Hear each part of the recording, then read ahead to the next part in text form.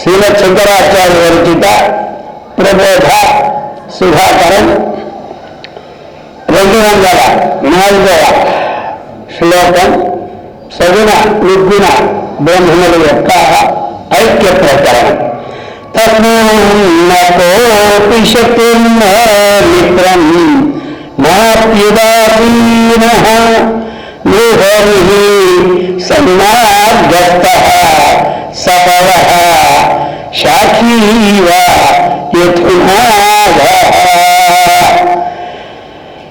అది ఎవరికి? శ్రీకృష్ణ పరమాత్మకు. ముందు చెప్పినాడు ఆ కారణాల వల్ల శ్రీకృష్ణ పరమాత్మకు ఒక శత్రువు లేడు, ఒకరి మిత్రువు లేడు, ఇంకొకటి ఉదాసీనుడు లేడు. అది ఇంకా ఎలాంటి వాడు అతడు నృహరి. ఇంకా ఎలాంటి వాడు అంటే అతడు నృహరి. నృహరి అంటే ఏంటి? నరరూపంలో ఉన్నటువంటి మహావిష్ణు స్వరూపమే అది అన్నమాట. నృహరి నృసింహ. నృహరి అంటే ఏదైనా ఉంటాడు. నృసింహ అంటే అందరికీ తెలిసిపోతాడు. నరరూపంలో ఉన్నటువంటి సింహము నరకలిసి. అలాగే నృహరి. హరి అంటే సింహం కూడా ఒక అర్థం ఉంది. ఇంకా మన అందులో కూడా హరి అంటే కోతి కూడా ఒక అర్థం ఉంది. హరి అంటే విష్ణువు అని. ఆ విధంగా చెప్తూ ఉన్నారు. ఇప్పుడు నృహరి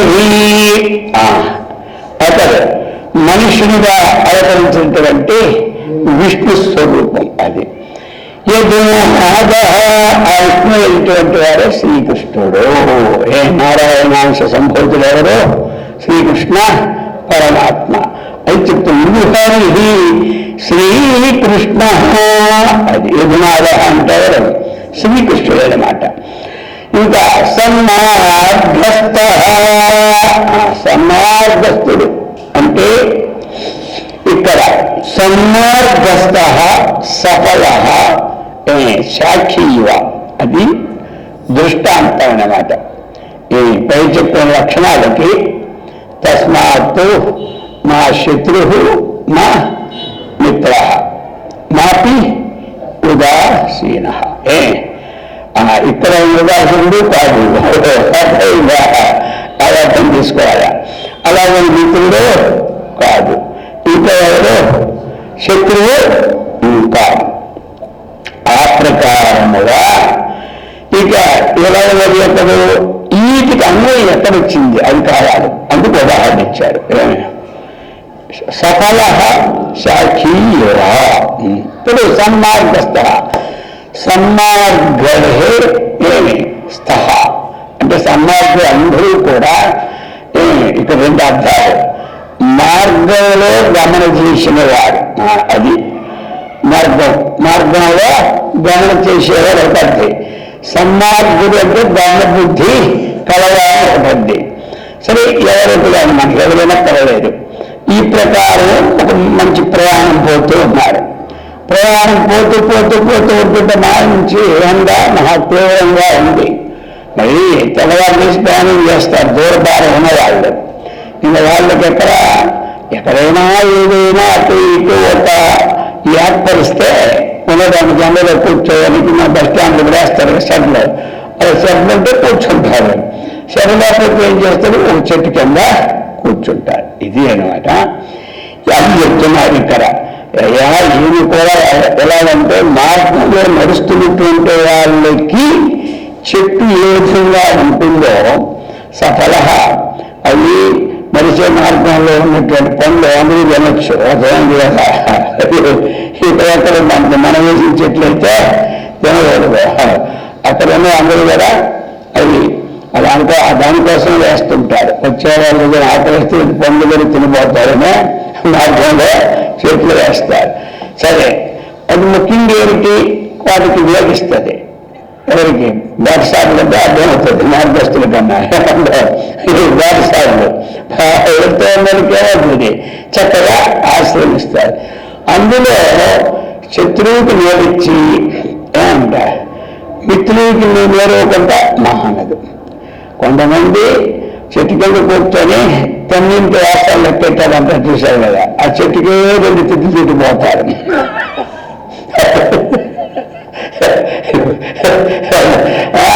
ఆ చెట్టు కింద కూర్చొని కొంతమంది సంతోషంగా ఉంటారు, కొంతమంది సంతోషంగా ఉంటారు, కొంతమంది ఆ చెట్టు తిట్టి వేస్తారు.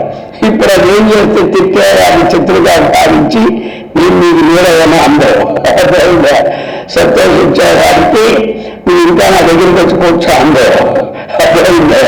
ఆ ప్రకారముగా శ్రీకృష్ణ పరమాత్మకి అతడు కూడా శత్రువుని మిత్రువున్నా ఆ ఫలం చెప్పి ఈ విధంగా అందరికీ కూడా ఒకే రీతిలో సహకారాన్ని చేస్తూ ఉన్నదో శ్రీకృష్ణ పరమాత్మ కూడా ఆ ప్రకారంగా అందరికీ సహకారాన్ని అందిస్తూ ఉంటారు. అందుకే ఆయనకి ఎవరు శత్రువు లేదు, మిత్రుడు లేదు, ఉదాసీనుడు కూడా చేయడానికి అజ్ఞానికి లేదు అది చెప్తున్నారు. ఈ ప్రకారముగా అది యుహరి అంటే ఇంక మనకి యుహరికి యజునాథ అది సంబంధం. ఈ చివరికి ఆ చివరికి వెళ్ళిపోవాలి అతనికి. యుహరికి యజునాథ మరోపున శ్రీకృష్ణ పరమాత్మ సన్మార్గస్థ మార్గంలో నడిచినటువంటి వాళ్ళకి ఈ విధంగా అయితే సన్మార్గం అంటే కొంత మార్గంలో నడిచింది అర్థం. ఇప్పుడు ఈ అర్థం కాదు మనకి. ఇది వారికి సఫల శాఖీవ యధునాథ. అందుచేత పండ్లతో నిండి ఉన్నటువంటి సఫల అంటే ఫలంతో కూడినటువంటిది. అలాగే పండ్లతో నిండబడినటువంటి చెట్టువలే అస్థి మనం అధ్యాహారం చేసుకోవాలి. ఉన్నాడు ఏమన్నారయ్యా శ్రీ యధునాథ అస్థి. శ్రీకృష్ణ పరమాత్మ ఈ విధంగా ఉన్నాడు అన్నటువంటిది. అందుకు ఆ పూర్వపక్షిగా ఒక మాటను అడిగారు కదన్నీ, వాటిని అన్నింటినీ ఇప్పుడు తీసేస్తూ ఉన్నాడు అన్నమాట. అర్థం కదా అది. ఈ విధంగాని ఇప్పుడు ఇంకా చెప్తున్నారు ఏమి ఆ ద్వేషించినటువంటి వారిలో కూడా ముక్తి సాహిత్యాన్ని పొందారయ్యా అనే విషయం చెప్పబోతూ శ్లోక రూపంలో చెప్తున్నారు. ఈ ప్రకారంగా 205వ శ్లోకం. లోహం శరాకామివహై స్పర్శాస్మని భిద్యమానేతి స్వర్ణత్వమితి లోహం ద్వేషాగతి విద్విషాం తదా ప్రాప్తి. లోహశలాక నివహై స్పర్శ అశ్విని భిద్యమానేపి స్వర్ణత్వమేతి లౌహం ద్వేషాత్ అపి ద్వేషాత్ ప్లస్ అపి విద్వేషాం తథా ప్రాప్తి. ఇంకొక ఉదాహరణ ఇస్తున్నాను. ఇప్పుడు ఎలాగంటే ఇప్పుడు ఆయన ద్వేషించిన వారు కూడా శత్రువులైనా ముక్తిని పొందుతున్నారు అన్నటువంటి విషయాన్ని చెప్తున్నారు. ఆ విధంగా లోహశలాక నివహై అంటే సమూహం అన్నమాట. అది లోహశలాకలు అంటే ఏమిటి? ఇనప మొక్కలు. అర్థమైందా? లోహంతో కూడినటువంటి శలాకం అంటే మొక్క కాదు. అటువంటి ఇనప మొక్కలన్నీ ఏమవుతుంది? స్పర్శాశ్మి విద్యమానేపి. ఇప్పుడు అది ఈ లోహంతో స్పర్శ అంటే ఏమిటి? అది స్పర్శ వేది అన్నమాట. స్పర్శ అంటే ఆ స్పర్శ వేది. స్పర్శ వేది ఎలా ఉంటుంది? గట్టిగా ఉంటుంది అన్నమాట. అదే కదా, అది చాలా గట్టిగా ఉంటుంది. కాబట్టి స్పర్శ వేదికి ఏది తగిలినా అది బంగారం అయిపోతుందన్న సంగతి అందరికీ తెలుసు. అది ఇప్పుడు ఇంకెక్కడ మనకు కనబడలేదు. అది రోజు మా తిండి మనం చేసేసేవాడు. మొక్కలు ఏముంది పుట్టుకొని తెచ్చుకుంటాం.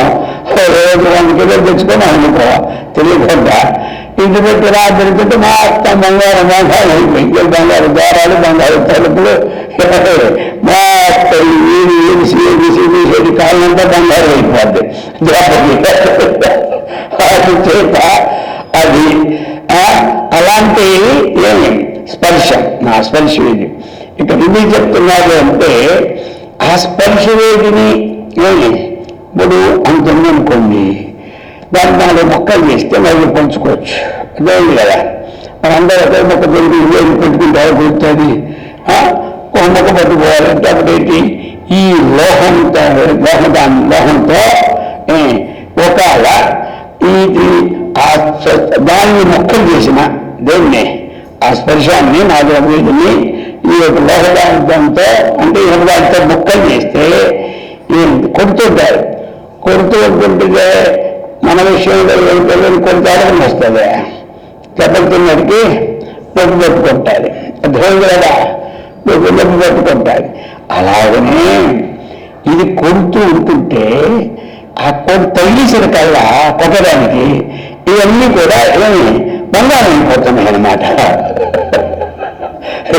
అందుకని దాని లోహం కూడా దాన్ని మొక్క అనేది దాని స్పర్శని కొట్టేసరికి కొడుతూ ఉంటుంటే ఇది బంగారం అయిపోతుంది అనమాట. అందుచేత అది చెప్తున్నా తెలియదు. లోహ శలాక వ్యవహై స్పర్శాస్త్రుని విద్యానికి ఆ స్పర్శ గట్టి రాయడం ఉంటుంది అనమాట. అది ఏది స్పర్శవేది అంటారు దాన్ని, స్పర్శవేదికి పర్శవేది అని. అది గట్టి రాయదు, అది బుద్ధిగా అనేది దాని ఎందు బాగా కొట్టినప్పటికీ లోహం ఏమవుతుంది, లోహం స్వర్ణత్వం నీతి. లోహం ఏమైపోయింది, బంగారాన్ని ఏపీ పొందింది.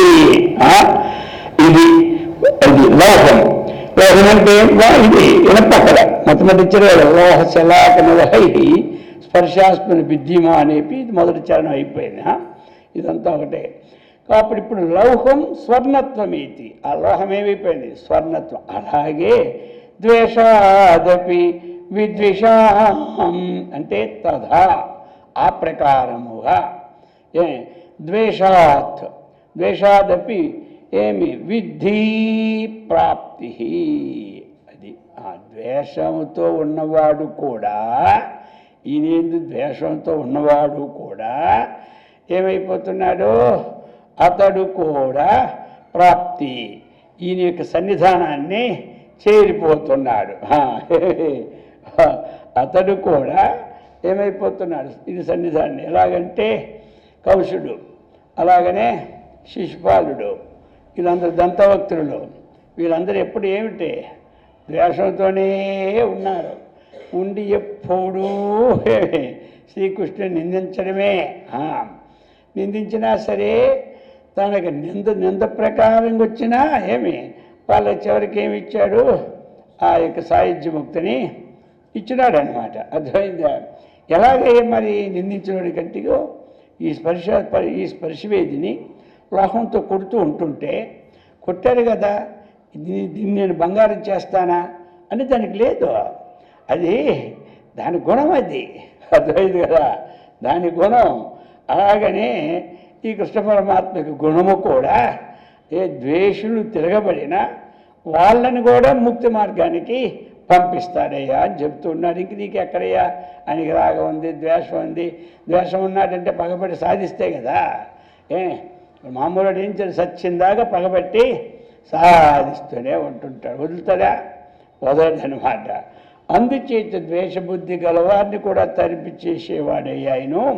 అందుకే ఆయనకి అటువంటి రాగద్వేషాలు లేవు అనేది ఇక్కడ చక్కగా చెప్తూ ఉన్నారు. శ్రీకృష్ణ పరమాత్మకి అటువంటిది లేదని చెప్పి ఇంకొక ఆక్షేపం ఇక్కడ లేవదీస్తూ ఉన్నారు పూర్వపక్షి. నను ఆత్మనః సకాశాత్ ఉత్పన్న జీవసంతతిశ్చ ఇయం జగతః ప్రియతరః ఆత్మ తత్ప్రకృతేనైవ సంభవతి. నను ఆత్మనః సకాశాత్ ఉత్పన్న అది చెప్తున్నా. నను ఆత్మనః సకాశాత్ ఉత్పన్న జీవ సంతతి చ ఇయం జగతః ప్రియతరః ఆత్మ తత్ ప్రకృతేః న ఏవ సంభవతి అని చెప్తున్నాడు పూర్వపక్షి. ఇప్పుడు ఒక ఆక్షేపం తీసుకుంటున్నాడు. అయితే ఇప్పుడు శ్రీకృష్ణ పరమాత్మ ఆత్మలాగా అంతటా వ్యాపకము, అంతటా ఇతను మనలాంటి శరీరం ధరించి వచ్చాడు. ఇతడు శ్రీకృష్ణుడిగా అని దేహంతో ఉన్నవాడు. పరమాత్మ అనంతమైన శక్తివత్వం, ఘటన పట్టి చేసి సామర్థ్యం కలవాడు పరమాత్మ. కాబట్టి శ్రీకృష్ణుడు పరమాత్మ కావుడు అని చెప్పబోతున్నాడు ఇందులోను. అర్థమైంది. అది పూర్వపక్షి. అదేగా చెప్తాడు. ఏం చెప్తాడా? అందులో ఉన్న తాసారం అది. నన్ను అయితే ఆత్మనః సకాశాత్, ఆత్మనః సకాశాత్, ఆత్మనః సకాశాత్, ఆత్మ నుండి ఈ జగత్తంతా పుట్టింది. ఆత్మ నుండి ఇయం జీవసంతతి, ఇయం జీవసంతతి. కాబట్టి సంతతి అంటే సమూహం. ఇంకే ఈ జీవ సమూహం అంతా దేని నుంచి పుట్టింది? ఆత్మ నుంచి పుట్టింది. శృతులు చెప్తూ ఉన్నాయి కదయ్యా. అందులో ఇంకా తేడా ఏమీ లేదు. శృతులన్నీ కూడా ఇతో అయమాని భూతాన్ని జాయంతే యన జాతాన్ని జీవంతి యత్ప్రేత్తభిసంసంతి ఇది చెప్పేసింది. కాబట్టి ఇవన్నీ ఆత్మనః సకాశాత్తు, ఆత్మ వల్లనే అది చెప్తున్నాడు. ఆత్మనః సకాశాత్తు ఇయం జీవసంతతి ఉత్పన్న, ఈ సమస్త జీవులు కూడా ఉత్పత్తి అయినారు. ఏమంట? కాబట్టి ఇక్కడ అది చెప్తున్నారు. ఇప్పుడు జగతః ప్రియతరః ఆత్మ, ఇది ఎవరిది? పూర్వపక్షి యొక్క ఆశయం అన్నమాట. అర్థమైంది కదా? కాబట్టి జగత్తుకి ప్రియతరమైన వాడు ఇంకొకడు లోకంలో ఉండడు. ఎందుకంటే ప్రియ, ప్రియతరః, ప్రియతమః, ఒకదానికంటే ఒకటి ఎక్కువ ఉన్నది. అందుచే జగత్తుకి ప్రీతరుడు ఎవడు? జగతః ఆత్మ ప్రీతరః. జగతః, జగత్తుకి ఏమిటంటే ఆత్మయే ప్రీతరమైనటువంటిది, అంతే. అంతేగాని ఇంకొకటి జగత్తుకి ప్రీతరమైన వాడు కాడు. కేవలం ఆత్మయే జగత్తుకి ప్రీతరమైనవాడు. కాబట్టి తత్ ప్రకృతే, అది ప్రకృతి సంభవమైనటువంటి పుట్టినాడు శ్రీకృష్ణ పరమాత్మ ఇదుకులంలో. అర్థమైంది కదా? తత్ ప్రకృతే, ఆ ప్రకృతికి సంబంధంగానే పుట్టాడు కదా. నువ్వెలా పుట్టావు, నేనెలా పుట్టా అన్నాడుగా పుట్టాడు కదా. మరి ఆయన యందు ఏమి అటువంటి విశేషమైన ఆత్మగుణాలు ఏవైతే ఉన్నాయో, అది ఆ ఘటన పట్టి చేసి సామర్థ్యంతో కూడిన పరమాత్మకి గుణాలు ఏవి ఉన్నాయో అవి నా ఏవ సంభవతి, ఆయన ఎందువి సంభవించవు.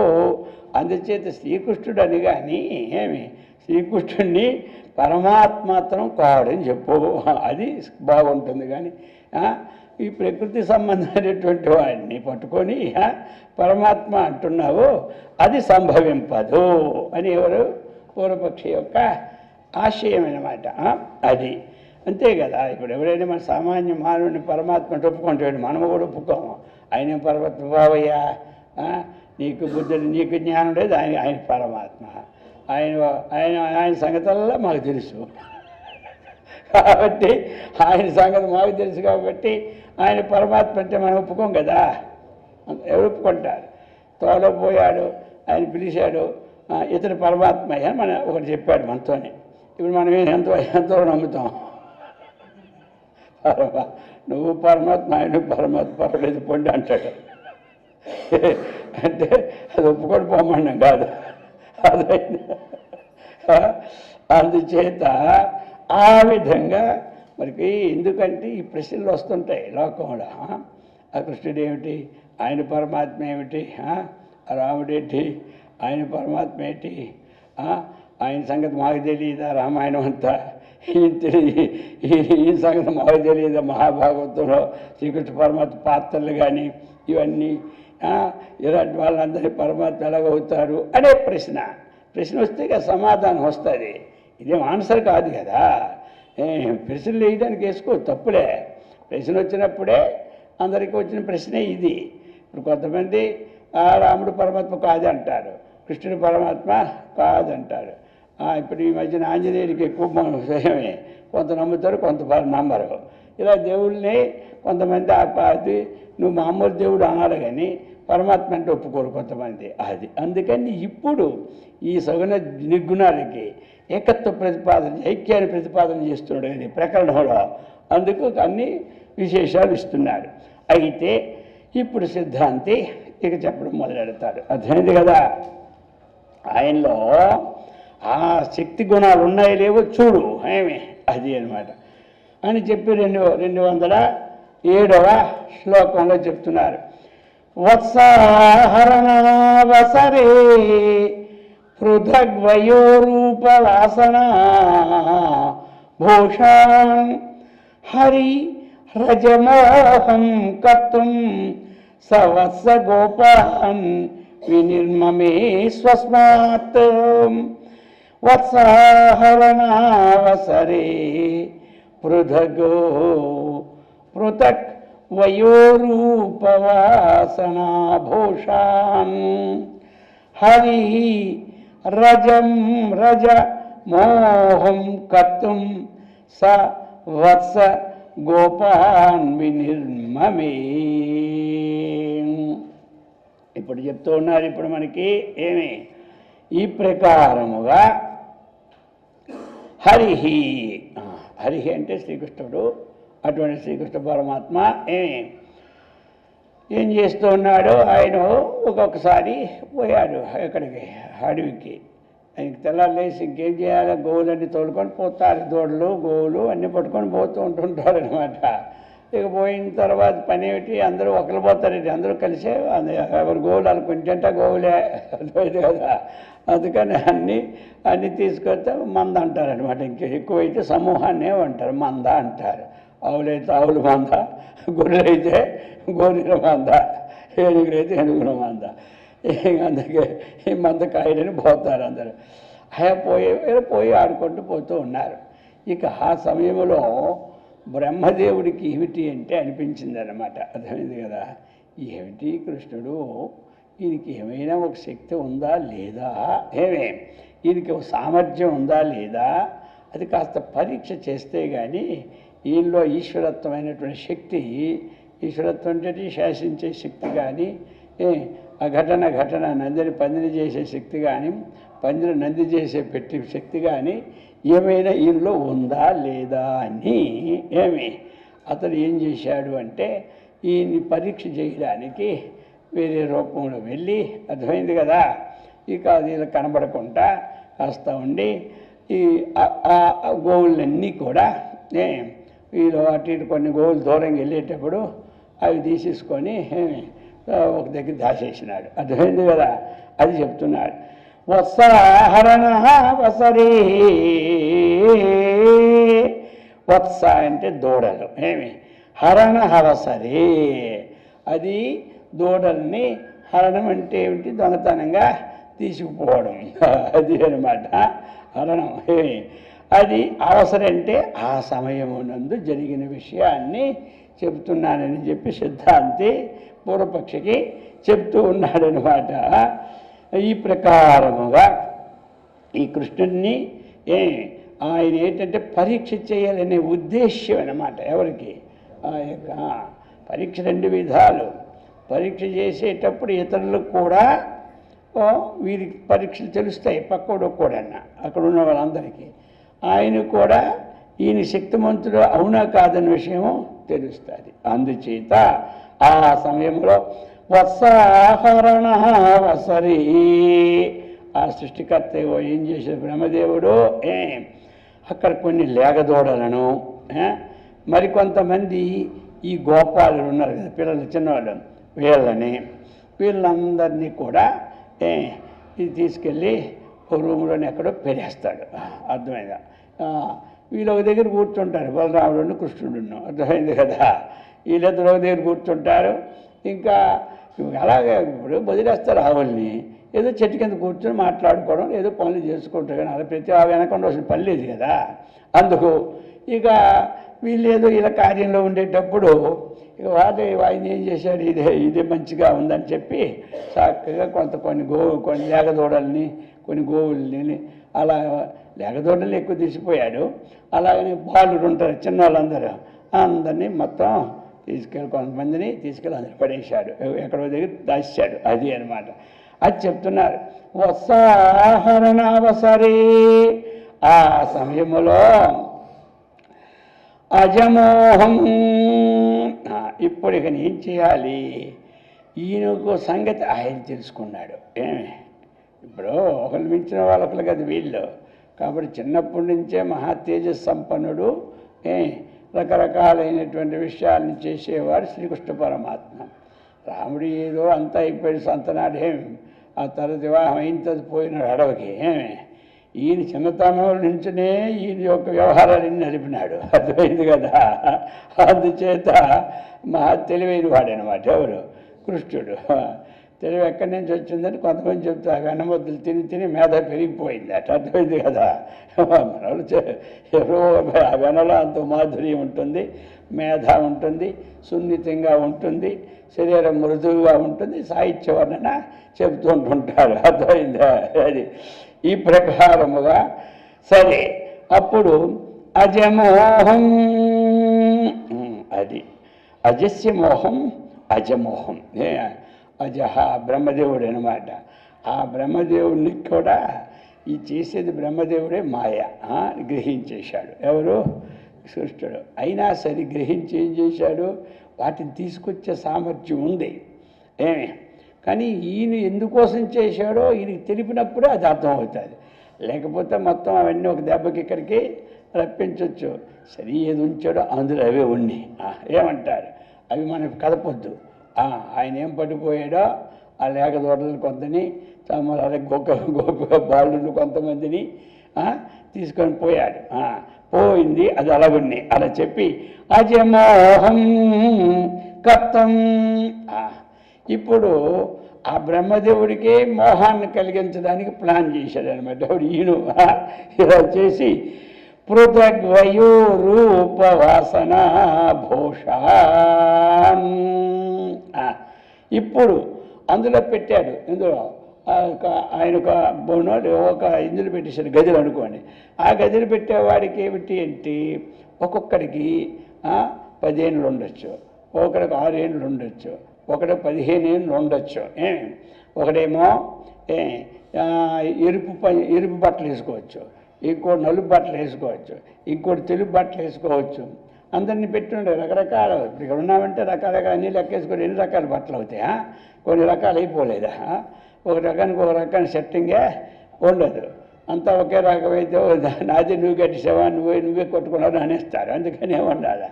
అది ఆ ప్రకారంగా రకరకాలుగా ఉన్నాడు బట్టలు ఉన్నాయి, రకరకాలుగా ఉన్న వయస్సులు ఉన్నాయి, రకరకాలుగా ఉన్న యాక్షన్లు ఉన్నాయి. వాళ్ళలోనూ ఒకటి యాక్షన్ ఉంటుంది, రకరకాల యాక్షన్. ఈ లేగదోడలు కూడా ఎలాగైతే అవి ఒకలాగా ఉంటాయి. ఏంటి, ఒక లేగదోడ తెల్లగా ఉంటుంది, ఒక లేగదోడ పచ్చగా ఉంటుంది, ఒక లేగదోడ ఎర్రగా ఉంటుంది, ఇంకో దానికి మూతి మీద మచ్చ ఉంటుంది, ఇంకోటి వెనకన మచ్చ ఉంటుంది. అర్థమైంది కదా. ఇలాగ ఏం చేశాడంటే కృష్ణ పరమాత్మ అందులో ఏవైతే ఉన్నాయో అదే ప్రకారముగా చెప్తున్నాడు ఇక్కడ. పృథక్ వేరువేరుగా, వయస్సులోనూ వేరున్నాయి, రూపాల్లోనూ వేరున్నాయి, వాసన అంటే ఏంటి, బట్టలు వేరేగా ఉన్నాయి, భూషణములు కూడా వేరేగా ఉన్నాయి వాళ్ళందరికీ, అందులో పెట్టే వాళ్ళకి. అదే యాజ్ టీజుగా మళ్ళీ ఏం చేశాడు, ఈయన వేరువేరుగా ఉన్న వాళ్ళందరినీ అదే యాజ్ టీజ్కి ఇక్కడ దించేశాడు. ఎక్కడ, ఈయన దగ్గర ఈ గొల్ల మందలు ఎక్కడి నుంచి అయితే తీసుకెళ్ళిపోయినాడో అవి తేకుండా వాటి మోడలుగా ఉన్న లేగదోడలు గోపాల బాలుని వాళ్ళు ఏం కట్టుకున్న ఆ వస్త్రాలని వాళ్ళు ఏం కట్టుకున్నారో వాళ్ళు అన్ని రూపాయలు మొత్తం ఉండేది. ఆయన చూస్తున్నాడు. ఎవడు, దూరం బ్రహ్మదేవుడు కనపడకుండా చూసేవాడు ఎవడు కనపడతాడు. శ్రీయుడు వచ్చాడు కనపడతాడు. ఏంటి వాడు శ్రీయుడు అనుకుంటాం పోడా మనం. అందులోని దేవతలకి ఏమిటి అంటే మనుషులకి కనపడకుండా చూసేది వాళ్ళ కొంత సూక్ష్మ రూపంలో ఉండి వాళ్ళకి అది ఉందన్నమాట. అది దేవతలందరూ, దేవతలకి మనం కనబడతాం, దేవతలు మనకి కనబడరు. ఇది విశేషం అన్నమాట దేవతలకి. ఇప్పుడు దమయంతి చరిత్రలో నలుడును దమయంతి వివాహం చేసుకునికి వెళ్ళిపోతున్నాడు. ఎందుకంటే ఆ ముక్క అక్కడికి ఒక ముక్క చెప్పడానికి వెళ్తుంటే దేవతలు అందరూ కూడా వచ్చారు అక్కడికి వెళ్ళాలనే ఉద్దేశంతో. ఎందుకు? దమయంతి వివాహం చేసుకుని వాళ్ళకు కూడా భయమే. వెళ్తుంటే నలుడిని అడిగాను, నువ్వు ఎక్కడికి వెళ్తున్నావు అన్నాడు. వెళ్తాను, నేను దమయంతి పరిణయం కోసం వెళ్తున్నాను చేసుకోవడానికి. ఓహో అలాగనా, మేము అందుకనే వెళ్తున్నాం అన్నారు. ఎవరు? అయితే నువ్వు ఓ మొక్క చెప్పు, నువ్వు ఓ మొక్క చెప్తావా అన్నారు. ఏం మొక్క? కాబట్టి దేవతలు వస్తున్నారు, వాళ్ళకి నువ్వు వివాహం చేసుకో అని మొక్క చెప్తావా అన్నాడు. మీరు చెప్పమంటే చెప్పేస్తాను అన్నాడు. అదే చెప్పి అన్నాడు. ఈయన చెబుతాడో లేడో అని అక్కడికి వెళ్ళిన తరువాత వీళ్ళు సూక్ష్మంగా కనబడుకుంటూ ఉన్నారు, సూక్ష్మరూపులైపోయి. అందులో ఈయన చెప్పినవన్నీ చెప్పాడు. చాలా దేవతలే వస్తూ ఉన్నారు, మానవ మాతృని వివాహం చేసుకోకు, వాళ్ళనే వివాహం చేసుకో అని చెప్పేశాడు. కనబడ్డాడా? కనబడలే. సూక్ష్మరూపుడు. ఎప్పుడైతే ఈయన మాటలన్నీ జరిగాయో అప్పుడు మహానందాన్ని పొందిపోయారు ఎవరు? దేవతలు. ఆలే పుష్పాలు పట్టుకొని అది ఆలే పుష్పవర్షాన్ని వీళ్ళిద్దరి మీద కురిపించారు, మీ ఇద్దరికే కళ్యాణం పొందని. ఆ విధంగా ఈ బ్రహ్మదేవుడు చూస్తున్నాడు అన్నమాట. ఏమిటి ఈ విధంగా ఈయన ఏం చేశాడు? పృథక్ వేరుగా ఉన్న వయస్సులని, అలాగే వేరుగా ఉన్న రూపాలని, వేరుగా ఉన్న సూక్ష్మ సంస్కారమైన వాసనలతో, ఆ ఇష్టములతో మన ప్రవృత్తి హేతుభూతమైనటువంటి పనులన్నీ వాళ్ళ దగ్గర ఏముంటాయో అందులో కూడా ఓడు చేస్తుడు ఉంటాడు, ఒకరే మౌనంగా కూర్చుంటాడు, ఇంకోటి వాడిని కొడుతూ ఉంటుంటాడు, ఇలా ఉంటుంటారు. ఆ ప్రకారం దించేశారు అందరినీ. సవత్స గోపాన్ వారిని లేగదోలతో ఎప్పుడైతే అప్పుడు స్వస్మాత్తు ఎక్కడిని సృష్టించాడంటే తన యొక్క శరీరం నుండి వినిర్మయే. కాబట్టి వినిర్మమే అంటే చక్కగా సృజించాడు. అయ్యా ఇది ఏంటి పూర్వపక్షి ఏమిటంటే ఇతడేమిటి మామూలుగా ఉన్నాడు, ఇతడు పరమాత్మ అంటావేంటి? ఇతడు శ్రీకృష్ణుడు అను చాలు, ఆ పేరు పెట్టావు. పరమాత్మకి ఈయనకి ఏం సంబంధం ఉండదు, పరమాత్మే, ఆయన శక్తి వేరు, ఈయన సామాన్య మనుష్యుడు, ఈయన పరమాత్మ ఎలాగవుతాడు ప్రశ్న. ఇప్పుడు మరి ఆ ప్రశ్నకి సమాధానాన్ని అందించాడు. ఆశ్చర్యపోయాడు బ్రహ్మదేవుడు. అప్పుడే ఆ తర్వాత రావడం మళ్ళీ ఆ కథలు మనకు అవసరం లేదు. ఇక్కడ కావాల్సింది ఏమిటంటే ఇది అనమాట. అర్థమైందే? ఈ ప్రకారంగా ఈ యొక్క 207వ శ్లోకంలో మనకి అందజేశారనమాట. అందుచేత ఆత్మయ్యకు శ్రీకృష్ణుడి నుండి జీవ సృష్టి జరుగుట లోక విదితమయ్యా అంటాడు. అది పరమాత్మైన శ్రీకృష్ణుడి నుంచే విశేషణం పెట్టాడు. పెట్టి జీవ సృష్టి జరగడం లోక విదితం అందరికీ కనబడుతున్నది కదా, మరి నువ్వు ఇక్కడ కనబడిందే లేదా, నీకు ఎన్ని శాస్త్రాల్లో ఉందో చూసుకో, ఇవన్నీ రాసినవి అని చెప్పారు. అలాగనే అది ఎలాగా అంటే ఒకటి నుంచి అనేకాలు కలుగుతాయంటే ఉపనిషత్తులో మనకి ఇంతకుముందు చదువుకునేవే, అందులోనిది ఒక ఉదాహరణ ఇస్తూ ఉన్నారు. ఈ సంఘటన శృతిలో కూడా ఏ విధంగా అయితే ఉత్పత్తి అవుతుందో అలాగే ఈ లోకంలో కూడా ఒకే దానివల్ల ఉత్పత్తి అవడానికి కారణం ఉంటుందని చెప్పి, అగ్నేర్యథా స్ఫులింగా క్షుద్రాస్తు యుచ్చరంతీతి శ్రుత్యర్థం దర్శయితం శ్వతనో రతనో సజీవ సందోహం. అగ్నేర్యథా స్ఫులింగా క్షుద్రాస్తు ఉచ్చరంతీతి శ్రుత్యర్థం దర్శయితం స్వతనో అతనో స జీవ సందోహం. ఇక్కడ ఉదాహరణ యథా అంటే ఈ విధముగా అగ్ని నుండి క్షుద్రా స్ఫులింగా విచ్చరంతి. అగ్ని నుండి ఎలాగంటే క్షుద్రం అంటే చిన్నవన్నమాట. చిన్న చిన్న విష్పులింగాహ అంటే అగ్ని కణాలు, అర్థమైంది కదా. అవి ఎలాగైతే చక్కగా విచ్ఛరంతి విచ్ఛరంతి బయలుపడుతున్నాయో, మన అగ్ని ఇలా కొట్టామంటే ఏమవుతాయి, చిన్న చిన్నవన్నీ పడుతూనే ఉంటాయి. ఒక అగ్ని నుండి అనేకమైనటువంటి కణాలు ఏ విధంగా ఉత్పత్తి అవుతూ ఉన్నాయో అది ఇది అని శృత్యర్థం. ఇది ఎక్కడయా అంటే బృహదారణ్యక శృతిలో ఈ విషయాన్ని చక్కగా అందజేశారనమాట, అర్థమైంది కదా. శృత్యర్థం దర్శయితం, అటువంటిది ఆ శృత్యర్థాన్ని దర్శించడానికి ఆ అగ్ని నుండి కణాలు ఏ విధంగా అయితే ఉత్పత్తి అవుతున్నాయో ఆ శృత్యర్థాన్ని దర్శించడానికి ఇక్కడ సహా శ్రీకృష్ణ పరమాత్మ, ఆ శ్రీకృష్ణుడి బాలుడు స్వతనోహో జీవసందోహం అతనోహత్తో, అది శ్రీకృష్ణ పరమాత్మ ఏం చేశాడు, సహా ఆ శ్రీకృష్ణ పరమాత్మ బాలుడు స్వతనోహో తన శరీరం నుండి, అతనోహో కాబట్టి అతనోత్తది అక్కడికి, అది లంగ్ కాబట్టి స్వతనోహో తన శరీరం నుండి, జీవ సందోహం. ఇప్పుడు వీళ్ళందరినీ ఎలా పుట్టించాడు ఇక్కడ, అందుకని ఏమన్నాడు, తదాత్మానం సృజామ్యహం. తదా ఆ సమయంలో ఎప్పుడైతే నేను అనుకుంటానో ఆ సమయం భగవద్గీత చెప్పాడు కదా, తదా ఆ సమయంలో ఆత్మానం తను తానే సృజామ్యహం, అహం సృజామి, ఆత్మానం తను తానే సృజిస్తాడని.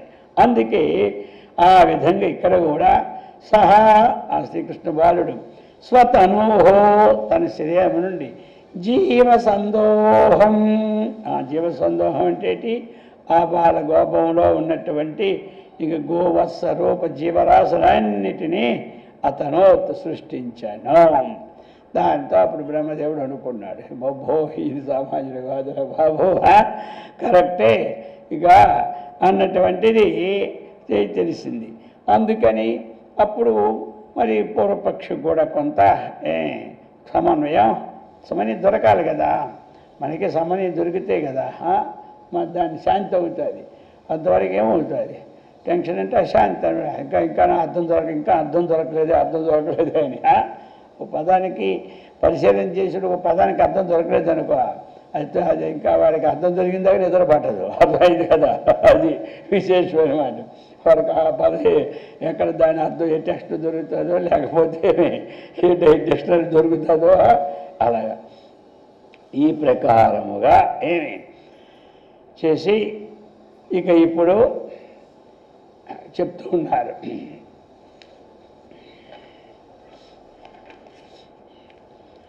యమునా తీర నికుంజే కదాచిదపి వత్సకాంచచారయతి కృష్ణే తథా అర్యగోపేషు చ వరగోష్ఠేషు చారయత్వాత్తుం వత్సా నిరీక్ష్య దూరాద్గాన స్నేహేన సంభ్రాంతాః తదభిముఖం ధావంత్యః ప్రయుర్గోపైశ్చ దుర్వారాః ప్రసవభరేణ భూయః శ్రుతస్తనాః ప్రాప్య పూర్వవద్వత్సాన్ మృదురసనయా లిహంత్యస్తన్నకవత్యః ప్రపాయయన్ ప్రముదాః గోపాపి నిజబాలాః అంజగృహం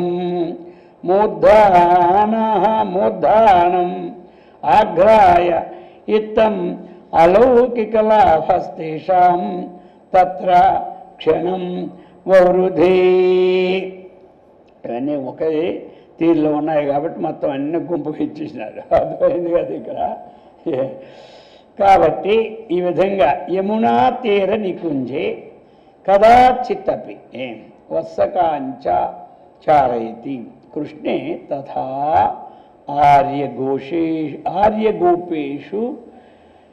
ఆర్యగోపేషు చ వరగోష్ఠేషు చ అరయస్వారాత్ వత్స నిరీక్ష్య దూరాత్ గానః స్నేహేన సంభ్రాంతాః తత్ అభిముఖం ధావంత్యః ప్రయుః గోపైః చ దుర్వారాః ప్రస్రవభరేణ భూయః శ్రుతస్తనాః ప్రాప్య పూర్వవత్తు వత్సాన్ పృథురసనయా లిహంతి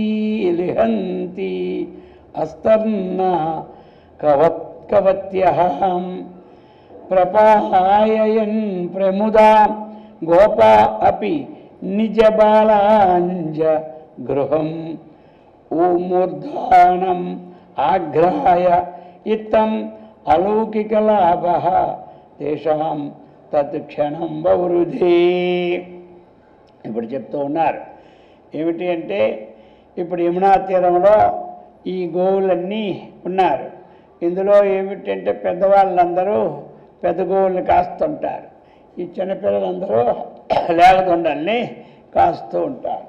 అప్పుడు జరిగినటువంటి విశేషాలు అంటే, ఈ కృష్ణుడి వల్ల అంత శక్తి ఉందా అని కదా అని ప్రశ్న. అందుచేత ఈ చిన్నతనంలోనే ఆయనకి ఏ శక్తి ఉన్నదో ఇప్పుడు నిరూపిస్తున్నాడు. అది అందుచేత అది ఈ ప్రకారముగా ఇంతకుముందు చెప్పారు విషయాన్ని.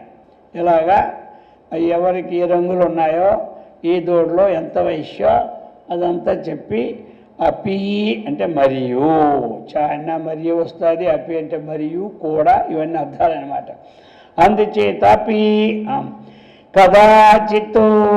కదాచిత్ అంటే ఒకనొకప్పుడు, కాబట్టి అంటే ఈ పై చెప్పినది అయిపోయింది, దాని తరువాత అన్నమాట.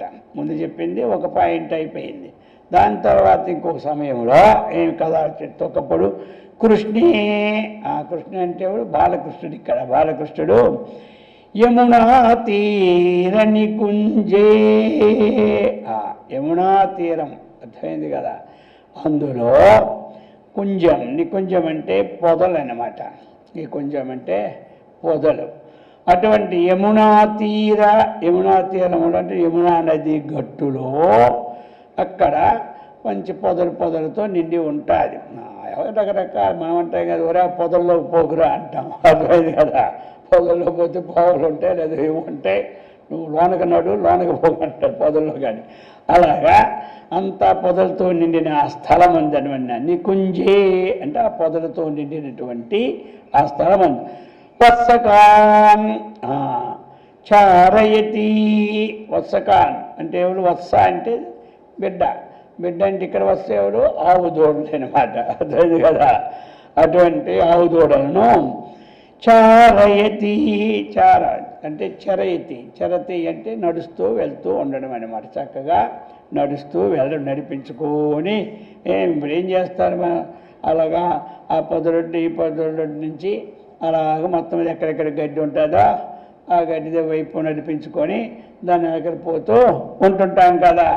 అటువంటి ఏమి బాలకృష్ణుడు ఆ పొదల మాట నుండి ఈ యొక్క దూడల నుంచి నడిపించుకొని పోతూ ఉండగా, తథా ఆ విధముగా అది ఆ ప్రకారముగానే ఇప్పుడు అదే విధముగా ఆర్యఘోషేషు అంటే పూజింపదగిన వారు. ఆర్యులు అంటే ఎవరు, పూజింపదగిన వారు, పెద్దవాళ్ళు అన్నమాట. ఆ పెద్దవారు అయినటువంటి గొల్లవారందరూ కూడా, యాదవులందరూ కూడా ఆరాతో వాళ్ళేమిటి, వరగోష్ఠేషు వాళ్ళు కొంచెం దూరంగా, ఈయనలా ఈ పొదలు ఈ పక్క తిరుగుతున్నాడు, వాళ్ళేమో కొంచెం దూరంగా ఆ పెద్దవాళ్ళందరూ ఆ ఆవులు తీసుకొని దూరంగా వారు వెళుతూ ఉన్నారు. వారు వెళ్ళి అక్కడ ఏమిటంటే వరగోష్టం. గోష్టం అంటే ఏమిటి, ఒక ఇదన్నమాట, పశువుల గోష్టం అంటాం కదా, గోష్టం. అలాగే ఎక్కడైతే గడ్డి దొరుకుతుంటుందో ఆ గడ్డి ఉన్న స్థలం అన్నమాట. అది అంటే పచ్చగడ్డి బాగా పెరిగిపోయింది అనుకోండి, సో అంతన్నా దాన్ని ఏమంటారు, వరగోష్టం అన్నమాట. ఏంటి, శ్రేష్టమైనటువంటి గోష్టం అంటే గోవులు తిన్నటువంటిది ఉండడానికి, నివసించి అక్కడ తినడానికి అన్నమాట. అది అందుకు వరగోష్టం పేరు. అది గోష్టంలో ఏముంటాయి, ఆవులు ఉంటాయి అన్నమాట. ఆ విధంగా ఆ యొక్క ఆ ఆవులను ఆ ప్రాంతాల్లో వాళ్ళు చారయచ్చు, చక్కగా నడిపించుతూ వాళ్ళు ఆ తల్లి ఆవులందరినీ వాళ్ళు చూసుకుంటున్నారు. ఈ లేకదోడలందరినీ ఈ గోపాల బాలురందరూ వీరు చూసుకుంటున్నారు. ఈ గోపాల బాలురందరికీ లీడర్ ఎవరంటే ఈ గోపాల కృష్ణుడు అనమాట. అర్థమైంది కదా, ఈ లేకదోడన. ఈ ప్రకారముగా అంతవరకు చారయత్సు అడిగి ఒక్కొక్క శ్లోకం అయినట్టు. ఇక దూరాత్తు, ఇక దూరముగా ఎప్పుడైతే వత్సాన్ అంటే బిడ్డలు, ఆ బిడ్డను ఏం చేసేది విడిచిపెట్టి అటున్నాయి కదా ఆవులన్నీ. ఇక్కడ బిడ్డలు ఉన్నారు, అక్కడ దూరంగా ఎవరు ఉన్నారు, ఆవులు ఉన్నాయి అన్నమాట. అది చెప్తాను. దూరాత్తు వత్సా నిరీక్ష, ఆ ఆవులన్నీ కూడా దూరం నుంచి ఈ పిల్లల్ని చూసాయన్నమాట. ఈ విధంగా చూసాయి. చూసినప్పుడు స్నేహేన సంభ్రాంతా, ఎలాగంటే అవి చూసేసరికల్లా రాలేదు అనుకుంటాయి అన్నమాట. ఇది తీసిపోయాను తీసుకెళ్ళలేదు అనుకో, దాని దృష్టిలో వెనక చూస్తూనే ఉంటుంది, దూడొచ్చిందా లేదా అని. అందుచేత అవి దూరం నుంచి ఇక్కడ దూరంలో ఉన్నాయి కాబట్టి ఆ ఆవులన్నీ మహాసంబరం పడిపోయింది సంతోషంగా. అవి కూడా లేదు, పిల్లలు లేకపోతే మరి ఎలా చిన్నపిల్లల్ని వదిలేసి మనం పోతే మన దృష్టిలో ఎక్కడ ఉంటుంది, వీళ్ళ మీదే ఉంటుంది. ఇంట్లో వదిలేసి బయటికి వెళ్ళాము, ఇంట్లో నీటిలోకి వెళ్ళిపోతే మరి బాధ, రోడ్డు పక్కన ఇల్లు అయితే ఇంకా బాధ. అర్థమైంది కదా. అందుచేత ఆ విధంగా దూరాత్తు వత్సా నిరీక్ష చూసి స్నేహేన సంభ్రాంత, దూడల మీద ప్రేమ చేత, సంభ్రాంత అంటే చక్కగా సంబరపడిపోయినట్టు ఉత్సాహం కలవై ఇప్పుడు తదభిముఖం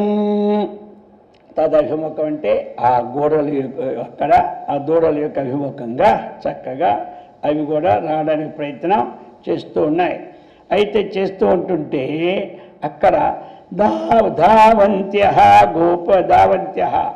ఆవులు ఎప్పుడు దూడను చూశాయో ఆ దూడను చూసేటప్పుడు బాగా పరిగెడుతూ ఉంటే కాపల వాళ్ళందరూ కూడా ఉంటారు కదా పెద్దవాళ్ళు, వాళ్ళు కానీ వాళ్ళు ఎంత అడినా సరే అవి ఏం చేస్తున్నాయి, ఇటు వచ్చేస్తున్నాయి. ఎందుకు వచ్చేస్తున్నాయంటే ఆ దూడలన్నీ కూడా వాళ్ళకి ఎలా కనబడుతున్నాయంటే ఆ శ్రీకృష్ణుడు యొక్క బాలుడు ఎలా ఉన్నాడో అలా కనబడుతున్నాయట ఆ దూడలన్నీ. ఏటికే ఈ ఆవులకి అన్ని రూపాల్లో ఉన్నటువంటి వాడు ఆయనే కనబడుతుండి ఆయన అందాన్ని ఇటువంటి దూడల్ని చూసి ఇక సంబరపడిపోయి ఆ మధ్యలో ఎవడు ఆపుతూ ఉన్నా గెంతి మొత్తం మీద వచ్చేస్తున్నాయి అని చెప్తున్నారు. కాబట్టి ఈ ప్రకారముగా దుర్వారాహ ప్రయయు అవన్నీ ఒకేసారి వచ్చేసాయి. ఆ విధంగా చెప్పి ఇప్పుడు 3వ శ్లోకం చెప్తున్నారు. ప్రసవ భరీణ భూయ శృతస్తనా, అవన్నీ ఏమిటంటే వెంటనే ప్రసవ భరీణ, ఎప్పుడైతే దూడలు చూశాయో ఇంక దూడలు పాలు ఇవ్వాలి కదా, అందుకని ఆ యొక్క పొదుగులెడ్డ పాలన్నీ తెప్పించుకొని వాటికి ఇవ్వడానికి పరిగెట్టిపోతున్నాయి అన్నమాట. బ్రూయ శృతస్తనా, శృత అంటే కారిపోతున్నాయి పాలు, ఏమిటి కింద పడిపోతున్నాయి ఆ క్షరాల నుంచి.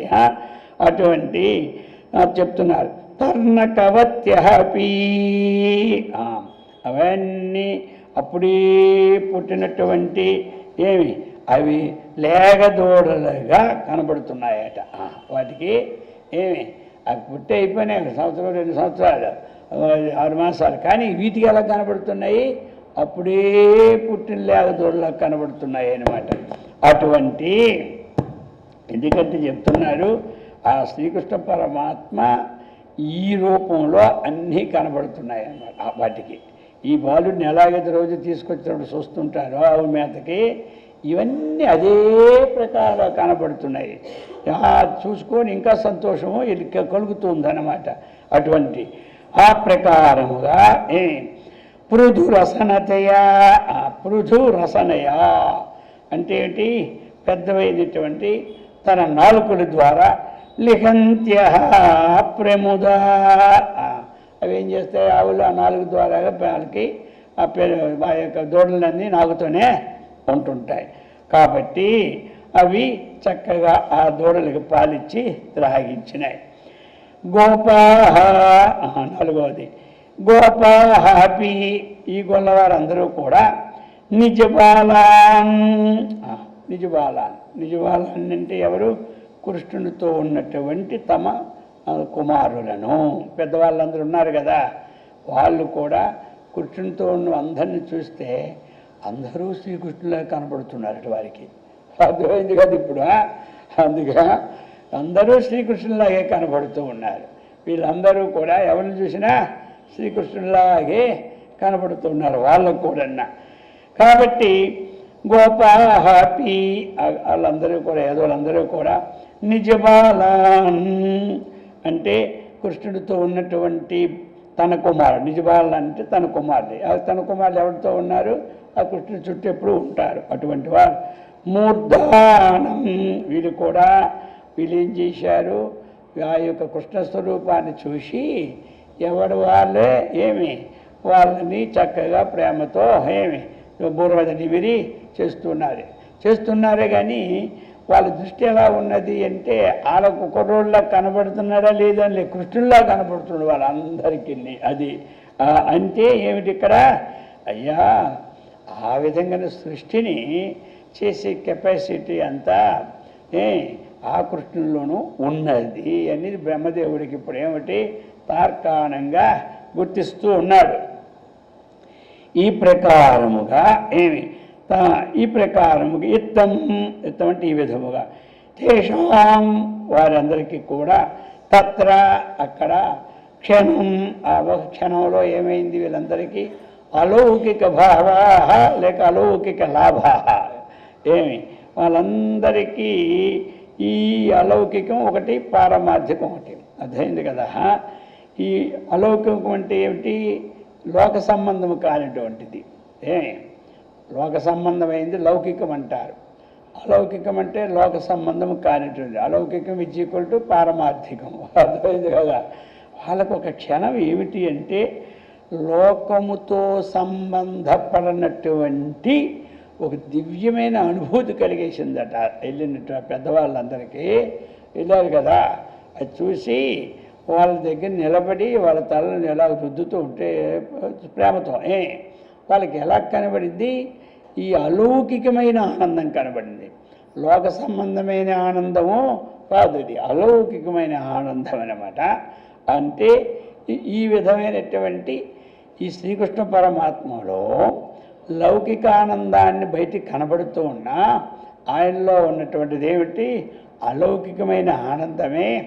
ఆ ఆనందమే అందరూ కూడా పొందుతున్నారు. కాబట్టి కృష్ణుడు ఉన్నటువంటి వాడు శరీరమే కాదు పరమాత్మయే అని నిర్ధారణ చేస్తూ ఉన్నాడు. ఈ ప్రకారముగా పూర్వపక్షిక సందేహాన్ని ఇన్ని ఉదాహరణలతో చక్కగా ఆయన తీరుస్తూ ఉన్నారు. ఈ విధంగా తీర్చి ఇప్పుడు 213 అయింది, టైం అయిపోయిందా, సర్లే అయితే. కాబట్టి ఇది ఒకటి చెప్పేద్దాం. గోపావత్సాశ్చాన్యే పూర్వం కృష్ణాత్మకాఖ్యభవన్ తేనాత్మనః ప్రియత్వం దర్శితమేకేషు కృష్ణేనా. అది గోపవత్స చ అన్యే పూర్వం కృష్ణాత్మకా హి అభవన్ తేన ఆత్మనః ప్రియత్వం దర్శితం ఏతేషు కృష్ణేన. ఇప్పుడు చూసారా, గోపాలుడు, వత్స బిడ్డలు, అన్యే ఇంకా ఆ పక్కన ఈ పక్కన అందరూ కూడా ఎలా గోపాలుడు, వత్సాహ అంటే ఈ దూడలు, అలాగనే పూర్వం దీనికన్నా ముందు అన్యే ఇంకితరులు ఎవరైతే ఉన్నారో అక్కడ వాళ్ళు కూడా కృష్ణాత్మకా హి అభవన్, అందరూ కృష్ణ స్వరూపులు అయిపోయి కనబడుతున్నారు. అది అక్కడ ఉన్నటువంటి విశేషం.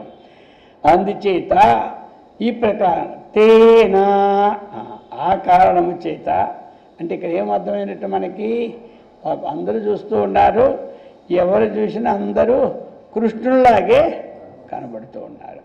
అది వాళ్ళ పిల్లల్ని వాళ్ళు కృష్ణ రూపంలోనే చూసేస్తున్నారు. అది విశేషం అన్నమాట. పుత్ర రూపంలో కాకుండా అది చెప్తున్నారు ఇక్కడ. కృష్ణాత్మకాహి అభవన్ ఐరి అన్నమాట. అభవన్ ఏంటి? ఐరు. ఎందుకంటే కృష్ణ స్వరూపముగానే, ఆత్మక అంటే స్వరూపం కదా, వీరందరూ కృష్ణస్వరూపముగానే ఐరి. గోపాలులు, ఉత్సాహంలో దూడలు అందరూ కూడా అన్నీ అక్కడ ఎవరైతే వెళ్ళారో దానికి అందరూ కూడా కృష్ణాత్మక అవ్వాలి. తేనా, ఆ కారణము చేత ఏమి దర్శితం, తేనా దర్శితం ఏతేషు, తేన దర్శితం, ఆ కారణము చేత కృష్ణేన దర్శితం. ఎలా చూశారు? ఈ కృష్ణుడు స్వరూపముగానే కృష్ణునితో సహా అందరినీ అదే విధంగా చూశారు. కాబట్టి ఆత్మనః ప్రియత్వం, ఏతేషు ఆత్మనః ప్రియత్వం. కాబట్టి ఏతేషు వీరందరి యందు కూడా ఆ ఆత్మస్వరూపాన్ని పొందిన ప్రియత్వం ఎలా ఉంటుందో వీరిని చూడగానే ఆ ప్రియత్వం. అందుచేత కృష్ణం అన్నటువంటి వాడు పరమాత్మయే, కాదనడానికి లేదు అన్నటువంటి విషయాన్ని మరంతా ఇప్పుడు పరమాత్మ ద్వారా సృష్టి వచ్చింది కదా, ఈయన ఒక అంశంలో ఉన్నాడు కదా, ఈయన ద్వారా ఏం సృష్టి లేదు కదా, మరి ఆయనకి పరమాత్మ అనుకుంటా కృష్ణుడు అనమని చెప్పాడు. చెప్తే ఇప్పుడు మరి చూసేవాళ్ళు ఎదురుగానే సృష్టికి సృష్టి చేసినట్టుగా ఏమి కనబడుతూ ఉంది కదయ్యా. అందుచేత అది కాబట్టి ఈ ప్రకారముగా అటువంటి ప్రేమాస్పదం శ్రీకృష్ణ పరమాత్మ చేత ప్రదర్శితం అయింది. అటు ఈ విధంగా ఇప్పుడు మనకేమిటి విశ్వరూపం చూసేటప్పుడు కూడా ఆయన నుంచి ఈ ప్రపంచం అంతా ఉత్పత్తి అయినట్టుగా ఆయనలోనే ఉన్నట్టుగా కనబడింది కదా. ఇప్పుడు చూసేవాడు ఎవరు కూడా పరమాత్మ నుంచి ఏ విధంగా ప్రపంచం వచ్చిందో కృష్ణుల్లో అంతా కనబడినప్పుడు అందుకే శ్రీకృష్ణుడు కూడా పరమాత్మ స్వరూపాన్ని భావించవచ్చు, నీకు ఏమీ తప్పలేదు అన్నటువంటి సిద్ధాంతాన్ని ధృవీకరించారు. అందుకే కృష్ణం వందే జగద్గురం. అటువంటి సత్కర్మనిష్టనం, భగవద్భక్తిని, ఆత్మజ్ఞాన సంపత్తిని, ఆయురారోగ్య ఐశ్వర్యాన్ని మనందరికి ఇచ్చి శంకరాచార్య అమ్మవారు సదా రక్షించుగాక. ఓం సహనా భవతు సహనౌ భునక్తు సహ వీర్యం కరవావహై తేజస్వినావధీతమస్తు మా విద్విషావహై.